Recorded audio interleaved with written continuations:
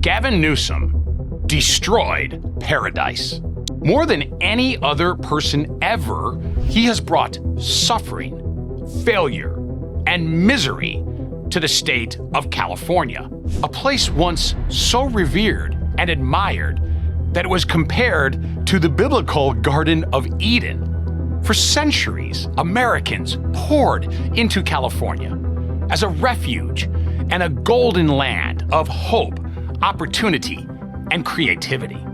The combination of American creativity and grit found in California, a seemingly perfect, sun-kissed land of plenty. And they built a small slice of paradise on Earth. Businesses, too, in an exodus out that resembles a mass jailbreak. It's paradise lost. The weather's still great, sure, and the palm trees and the mountains remain stunning. But the magic is gone. In the case of Pacific Palisades, everything is gone. One of the most charming and perfect geographies on the planet was utterly wiped out in a massive and totally preventable fire tragedy that claimed lives and ravaged property in January of 2025. Perhaps even worse than the initial tragedy itself, a different and slow-rolling catastrophe unfolds right now, as Gavin Newsom totally and completely flunks when it comes to fixing the problem, as his policies have failed in every possible way regarding the rebuild of Pacific Palisades. In one of the wealthiest places in the world, the pace of rebuilding has been an embarrassment. It's a collapse. And not because the residents and builders don't have the resources or the will to reclaim the Palisades, but instead because of systemic and constant failures of Newsom's California, including plenty of very sadly predictable corruption. Media people are starting to notice, at least outside of the legacy media. Here is the widely watched All In podcast on the failure to rebuild. Palisades fire a year ago destroyed 6,837 structures, including about 5,000 homes. And as of November 2025, only one home has been rebuilt. Why has this been such a slow process? Well, I'm uniquely qualified to address this subject because I live in Malibu and I was physically there on Sunset the morning the fire started. Their guest, lifelong Californian Adam Carolla, he saw this coming. He's the perfect person to address these issues, not only as a native son and nearby resident, but also as someone with decades of experience in construction, from a line worker on job sites to now the financier behind bigger projects. I think it leads into a bigger conversation about Los Angeles and California and how come there's no affordable housing and how come when they build homeless units that are 400 square feet, they're $900,000 a unit. The following morning after the fire, I said, do not expect any rebuilding. You guys have no idea what the permitting process is. You have no idea how much red tape there is in regulation. Oh, they're going to talk some kind of story about expediting things and making things easier and faster and so on and so forth. It is not going to happen. As Carolla explains, for anyone who studies Gavin Newsom's California, this failure to rebuild was completely predictable, maybe even inevitable. After all, frustrating construction and building efforts actually form a hallmark of present-day California. What a contrast. What a contrast to the gold rush days and the destination state for Americans eager to build and then to rebuild immediately after events like the terrible San Francisco earthquakes. But that California is just a memory now. Kurt Schlichter has lived in California for over 50 years. He has seen the state change from a place of unmatched opportunity to the current state of corruption and gloom. Kurt Schlichter, thank you so much for doing this. You came to a very different California as a young man. Tell us about what California was like when you got there. Well, look, I got here in 1972 and I moved to a place called San Mateo, California. You could feel the optimism. I grew up in a California where it never occurred to me that I could not do every single thing I wanted to do. That energy's completely changed. And to watch the California that I love, the California of sunshine and opportunity, turn into this nightmare of communist misery. I mean, only socialists can make a state as great as California as miserable as this one is. And of course, Gavin Newsom is the poster child. It's like a joke to me. Some sort of bizarre feudal system where a few rich people get to live in their very nice areas where you don't have the social pathologies that Gavin Newsom incubates invade. But you go into Inglewood or you go into Compton or you go into any of these other cities. And no, that's just the way it is because Gavin Newsom doesn't care. It's a great place to live if you're part of the feudal elite. If you're not, it's a nightmare. Yeah. Now, to that point, as somebody who lives there, for middle class or lower income Californians, life can really be a slog. You generally live in a very small home, very long commute, and the costs in your life are just astronomical for everything, from real estate to gasoline. I mean, talk about what is it like for a middle class Californian today? I started out working for $3.10 an hour at Carl's Jr. in Foster City. So that's kind of who I am. So when I go to a local diner, and it's a wonderful little diner, and I get my bill, and I've spent $60 to get some eggs and maybe a BLT. If you're a lawyer and you're billing at lawyer rates, okay, that's not a problem. How the hell does somebody spend $60 at lunch, Steve? Mm-hmm. How do you do that and live? And you go to the gas station. I fill up my car. It's $75. If you're making $20 an hour, you've just worked 4 hours. You've worked 10% of your week before taxes to fill up your car with gas. California is becoming two kinds of people with a good deal of money and people with no money at all. And it's sad that leaving California has become a viable option. Now, Gavin Newsom, of course, is busy running for president rather than trying to fix the messes he's made in California. And he talks a lot about the, quote, California way, that he wants to bring that nationwide. What would be, as a Californian, as somebody who suffers under Gavin Newsom, Kurt, what would be your message, your warning for the rest of America about the California way? You're going to have a feudal system. You're going to have a few defended enclaves of people living pretty comfortable lives, going to nice restaurants, driving nice cars, not getting their houses broken into, usually. And you're going to have everybody else who's trying to make a living, trying to support their family. They're not going to have a house. If they are going to have a house, it's a 2-hour drive, and then they're going to spend a third of their income on gas. Right. Kurt, I want to ask you about Pacific Palisades because I was shocked visiting this amazing geography. It's just an unbelievable landscape, right, of hillside ocean views. More than a year after the totally preventable fire, the rebuild is a disaster. It looks, Pacific Palisades today, over a year later, looks like it just got bombed out. Is that indicative of Gavin Newsom's overall managerial style over California? Well, he hasn't managed anything. There's no leadership here. His claim is the problem with Pacific Palisades is Trump hasn't given us enough money. Well, no, the problem with Pacific Palisades is you let it burn down and you haven't done what you need to clear the way for people to fix it. The problem is a majority of voters are not going to hold Gavin Newsom responsible for what normal people would hold him responsible for. Instead, they're going to blame the mystery bad people, the heretics, the Trumps, the Trump supporters, everybody but the ones who are actually at fault. Because to blame Gavin Newsom and Karen Bass is to blame themselves. Because Gavin Newsom is the epitome of this kind of their class. Yeah. Well, listen, Kurt, you are always a voice of reason, and often reason sprinkled with a lot of humor, which so many of us really appreciate in your writing, in your broadcasting. And I particularly appreciate that in this case, as a Californian, as somebody who loves California, who hates what has happened to California, that you're warning the country, don't do this to America with Gavin Newsom. No, do not. Look, he's an empty vessel. He is a Trojan horse full of left-wing infiltrators who will destroy everything they touch. Tell me the blue city that's a paradise. Tell me a blue state that's a success.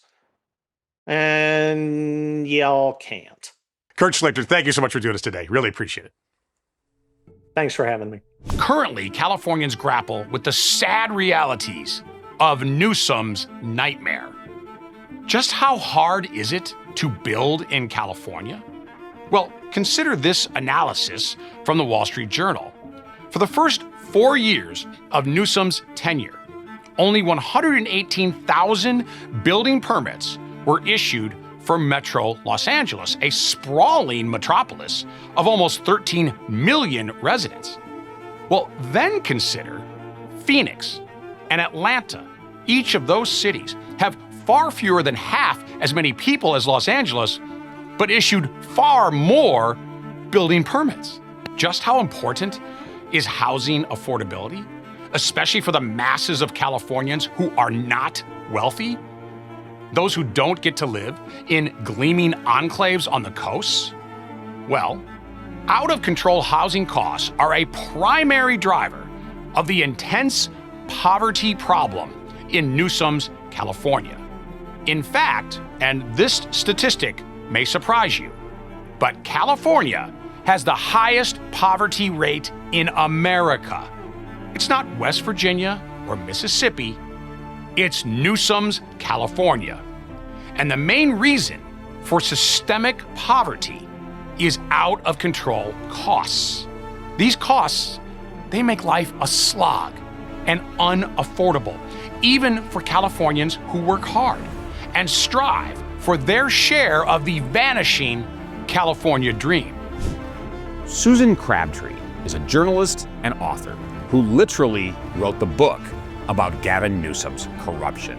Her career brought her to Washington, D.C., but she's a native Californian who moved back to the Golden State to raise her family.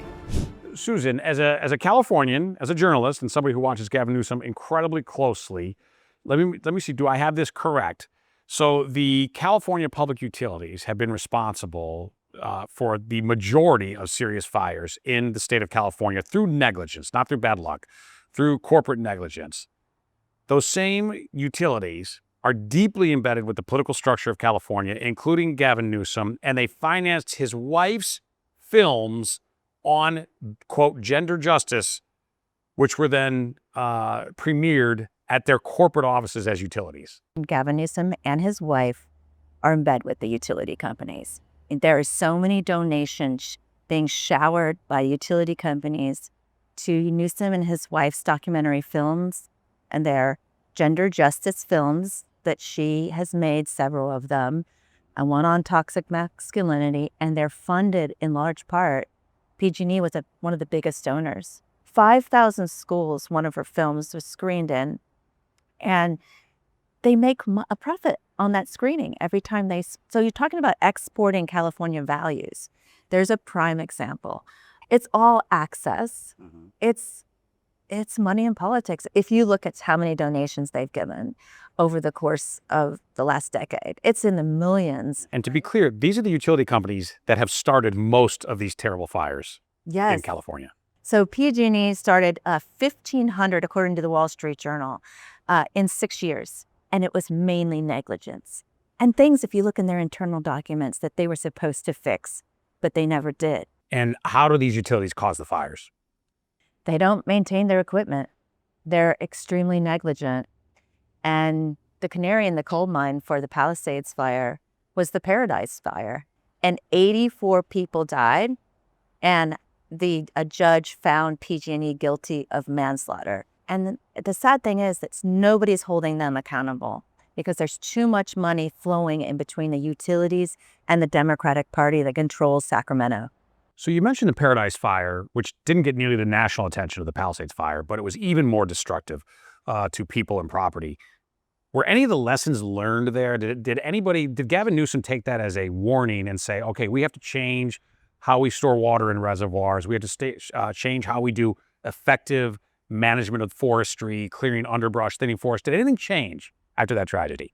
Nothing changed.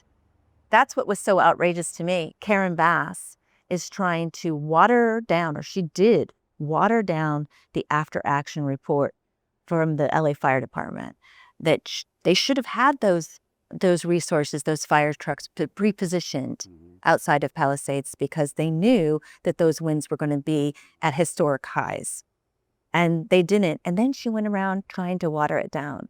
You know, it's so typical. And it's this one-party state that these government officials have no accountability. And the press is part of that problem. So, Susan, some folks may be watching this and saying, California's crazy. That's California's problem. Newsom's not my issue.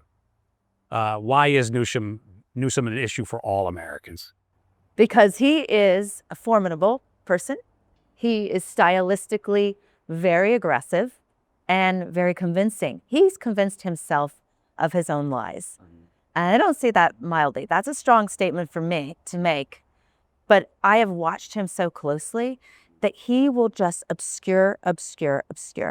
And he manages to convince a lot of people because he is good on the fly. And he likes to go and make a scene. Yeah. And on style, though, he does have real talents, right? I mean, he is slick. He's great at media. He's handsome. So in pure optics, he seems to be a good candidate. But it seems to me that he's hollow inside. He's never earned anything that he's been given. He's always just catered to the prevailing winds. And in San Francisco, the prevailing winds was legalize gay marriage. So that was what he was known for. He was trying to fight homelessness. He kept saying he was fighting homelessness as mayor of San Francisco. But he never succeeded. It's always gotten worse as he poured more billions into it. So, Susan, you're the perfect person to ask this question because you're a Californian, but you also spent so much significant professional time and personal time in Washington, D.C., so you know the national government, the White House. What would be your warning to Americans about a President Gavin Newsom? His record is abysmal. Native Californians are having to face the difficult decision on whether they can stay and raise their kids here, or they have to leave this beautiful state. And they watch it. When you watch those fires and you see it just being incinerated, dreams being incinerated, the American dream in California it's very, very difficult to achieve. It's the highest rate of poverty. So you have such high rates of poverty, and then you have wealth right next to it. It's just the middle class is getting squeezed beyond belief. So I would say it's a recipe for disaster. Well, I appreciate your honesty and your warning. Thank you for doing this, Susan. Appreciate it. Why was there no water? No water to effectively fight the wildfires in California? Well, you guessed it, it's once again all Gavin's fault. You see, in California, the state has always, during all of its recorded history, lived with a very predictable cycle.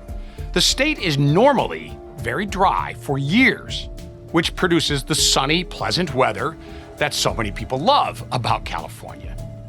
But even when the state descends into serious drought years, which happens like clockwork, what then shows up? Massive snows in the mountains. Not every year, not even every other year, but plenty of water to sustain crops, support a massive population, and yes, to fight inevitable fires as long as the water is collected and stored in vast reservoirs. There's no mystery to this process, and it sure doesn't take advanced scientists and engineers to see the necessity of such water collection. But not Gavin and his team of dunces. They simply let years of excess water flow freely, mostly spilling into the ocean. A complete waste of fresh water and, tragically, setting the stage for a disaster just like the Palisades inferno that raged on for weeks with struggling firefighters unable to access the water they needed to do their heroic rescue work. This video is from local TV on January 9th of 2025 as the fire tore through the Palisades. Local business titan and prior LA mayoral candidate Rick Caruso explains the scene where he lives and owns extensive property. We're right by the Palisades Villages, which is owned by Rick Caruso. Rick, thanks so much for being with us. What are you seeing in terms of your property tonight? Listen, it's a disaster. It's beyond anything I think any of us could have ever imagined. My heart goes out, obviously, to the people with their homes, and I'm watching the small businesses around us go up in flames. This is people's livelihoods. Our first responders and our firefighters who are trying to battle this, there's no water in the Palisades. There's no water coming out of the fire hydrant. This is an absolute mismanagement by the city. Because he foresaw the fire dangers, Rick Caruso effectively created his own firefighting system for his properties, which he saved as a private citizen. While firefighters, they could not access water. Did you have your own fire department at the village? We did.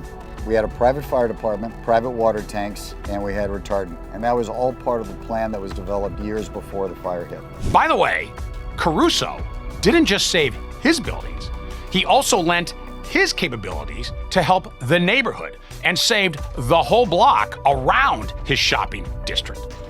A private citizen acting with more effectiveness and compassion than the powerful state and city governments. When actually confronted by NBC News, even Newsom himself admitted that the reservoir was not available to put out the Palisades flames. We do know, though, from reporting here locally that one reservoir that serves the Palisades was not full. And that's exactly what triggered my desire to get the investigation to understand what was happening with that local reservoir. The nearby San Ynez Reservoir was designed to hold 115 million gallons of water, and it was built specifically to fight fires. But it was empty when the fires began.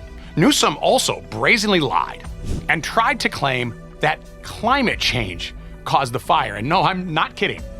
Climate change. Here's Newsom in Brazil trying to make ludicrous excuses for the Palisades tragedy. By the way, pay attention to his oh-so-phony hand gestures and gesticulations. We're on the tip of the spear of climate change. Simultaneous droughts and simultaneous floods. The hots are getting a lot hotter, the dries drier. You saw one of the most devastating wildfires in American history in the middle of winter in Los Angeles. Actually, Gavin, there is nothing at all unusual about this fire unleashing in January, because that is right when the Santa Ana winds kick up, very predictably. Now you add those winds to dry conditions, and fire risks soar. Beyond dangerous when a feckless radical administration in Sacramento acts just as carelessly as the city government in Los Angeles. Here's the truth about how the fire started from Joel Pollack, and spoiler alert, it was arson and totally negligent initial fire response, not so-called climate change. The Palisades fire burned over 23,000 acres and nearly 7,000 structures. 1 year after the fire, residents are frustrated that there has been too little rebuilding and no accountability from state and local leaders. On New Year's Eve, heading into New Year's Day, shortly after midnight, an alleged arsonist set the fire that became known as the Lockman Fire, and that burned several acres up there on a clear and calm day when firefighters could control the fire. They put that fire out and then returned the following day for what they call mop-up operations. What they failed to do was to stop the fire from smoldering in the roots of the plants up on that mountain. And when the extreme wind event arrived 6 days later, on January 7th, it reignited the Lockman Fire.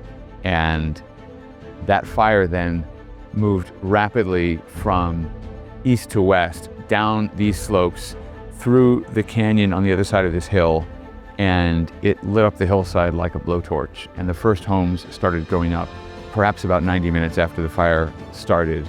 And by nightfall on January 7th, all of Palisades was burning. Joel Pollack had his home destroyed in the totally preventable fire. Like Pollack, Kristina Irwin lives in the area. She's the daughter of immigrants raised in Santa Monica and describes the devastation that Newsom caused, plus the complete failure to rebuild the Palisades. So I know you are a lifelong Californian. You came here as a toddler, so you have essentially spent your entire life in California. What was it like growing up in California for you? Growing up here was amazing. Most of my life, I grew up in Santa Monica. When I went to Santa Monica High School, it was amazing. You know, it was safe. A lot of my friends and I would walk down to from Santa Monica to 3rd Street, and we'd stay out. And my parents would be like, okay, just call me or I'll page you when it's time to go home. And I think there was maybe 1 or 2 homeless, but it was filled with kids, filled with families, going to see a movie, a couple of street performers here and there. But that's about it. It was safe. It was wonderful. Simple love. It was nice. How have things changed? The homeless has just gotten out of control. I mean, all this is happening because of Newsom and because of Karen Bass and the NGOs.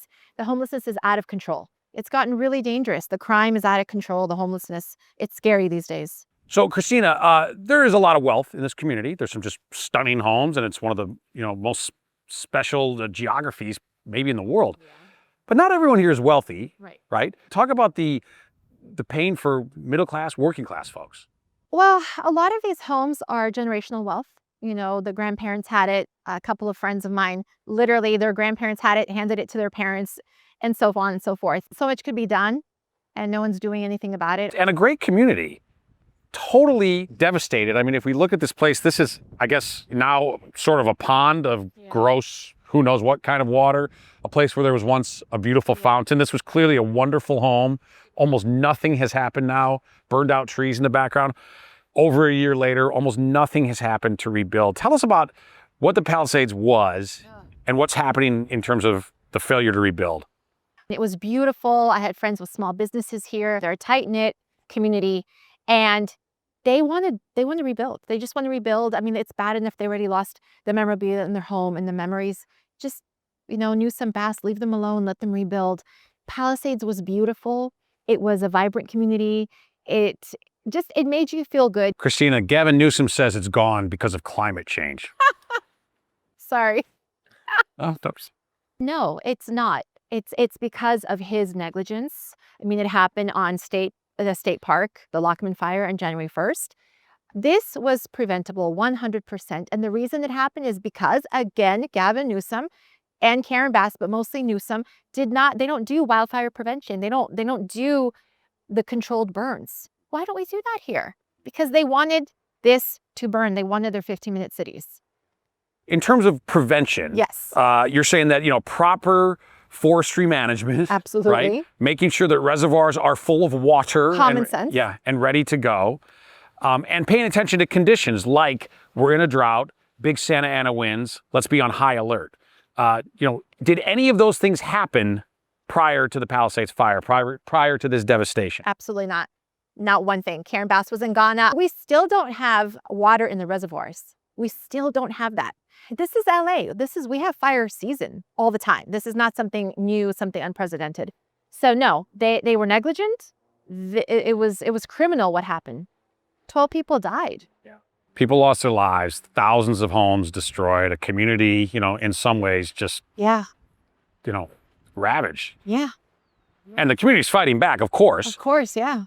But despite that spirit, again, and we didn't just pick one lot. Right. Lot after lot. Yeah. Destruction still over a year later. And by the way, we are on a week, this is a weekday right now at 3:00. I haven't seen one construction worker. No, not one. What's going on? Why is this not happening? Why is this not the busiest construction site in America? You would think that from all the gaslighting that Karen is doing and what Newsom's saying, oh, we're rebuilding. Where are the construction workers? If they were really serious, if they really cared about these people, they would have had this done already. Now, Kristina, let me ask you this, because it's obviously a tragedy for this place, right? For these people, and that's heartbreaking. But Gavin Newsom clearly wants to be president of the United States. And it seems he wants to bring that tragedy nationally. What is your message to the rest of America? What would Gavin Newsom do as President Newsom? This is it, guys. This is what he would do. Don't California or America, honestly. He would just destroy it because he doesn't care. He doesn't care about the people. He's a career politician. I don't understand how someone like that, who claims to be for the people, like Karen Bass, who clearly aren't. It's just money in their, money in their pockets. Our leadership has failed us. Yeah. Well, thank you for being willing to become one of those leaders. Thank you. It's a lot to run, and thank you for doing it. You're obviously a patriot who loves this country, Yes. who loves this state, and loves this area. Very much so. Thank you. Thank you, Steve. Thank you. It's been a Appreciate pleasure. Massively exacerbating all the fire risks.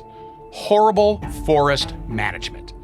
Again, because of Newsom's absurd commitment to the pagan religion of eco-radicalism, California simply fails to manage its many forests correctly.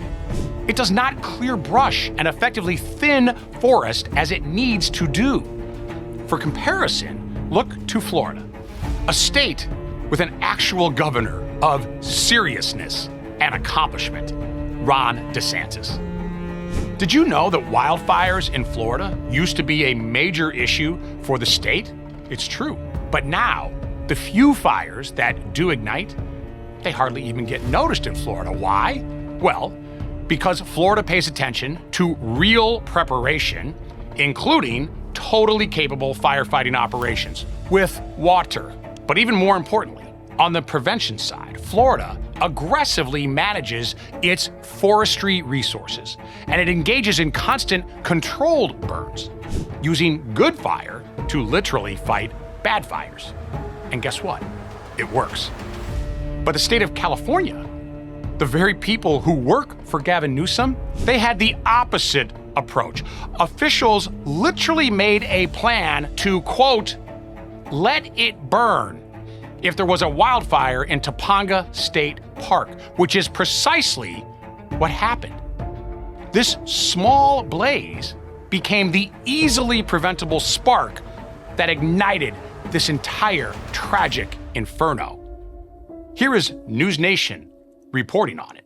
To restore the natural fire frequency in chaparral habitats, unless specified otherwise, State Parks prefers to let Topanga State Park burn in a wildfire event. Think about that. Let it burn. Now, over a year later, Gavin Newsom and his incompetent and corrupt underlings take effectively the same approach to the rebuild. Let the ashes lie. Let the destruction endure. Newsom actually seems hell-bent to prevent an effective emergency speed cleanup. He puts every possible roadblock in the way of residents and capable hands that could restore the Palisades. He is the state's frustrator in chief. The worst moments often bring out the best in humanity. And restaurateur Lauren Gruel gives testimony to the wonderful outpouring of support from Californians as the flames engulfed the Palisades. Lauren and her husband Andrew own a fish house, and they met in culinary school, and they took action to help, even when the government of California failed citizens.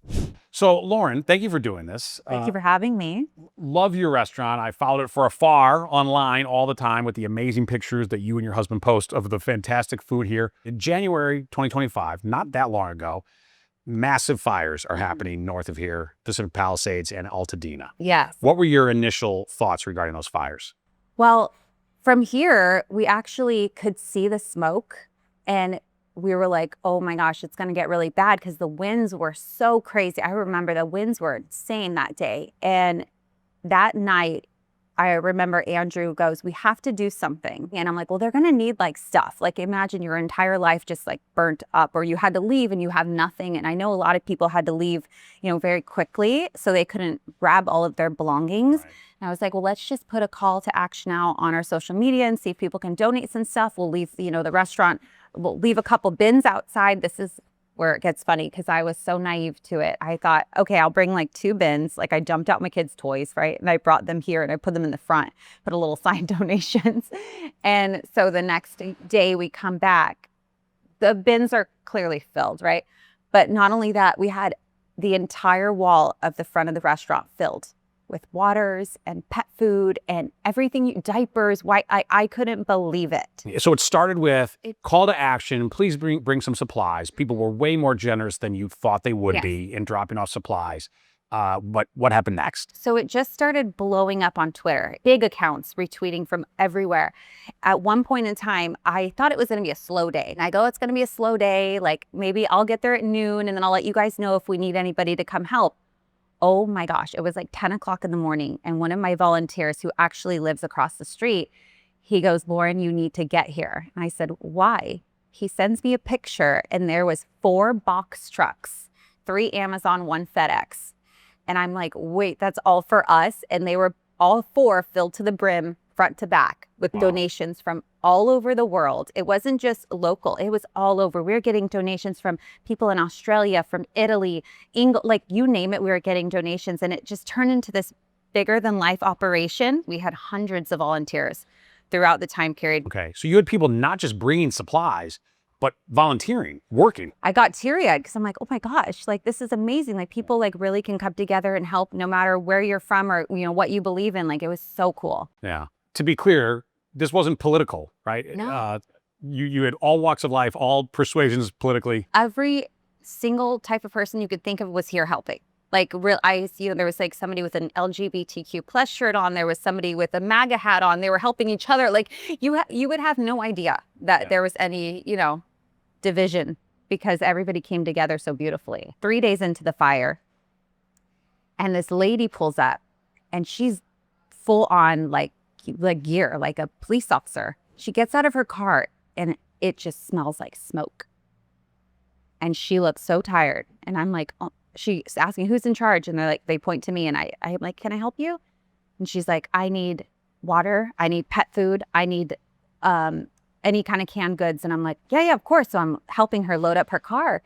And she goes, I haven't slept in 3 days. So she's up in the fires. And what happened was a lot of people didn't leave and a lot of pets didn't leave. So now these pets have no food. They have no water. People who stayed in their homes have no food, no water.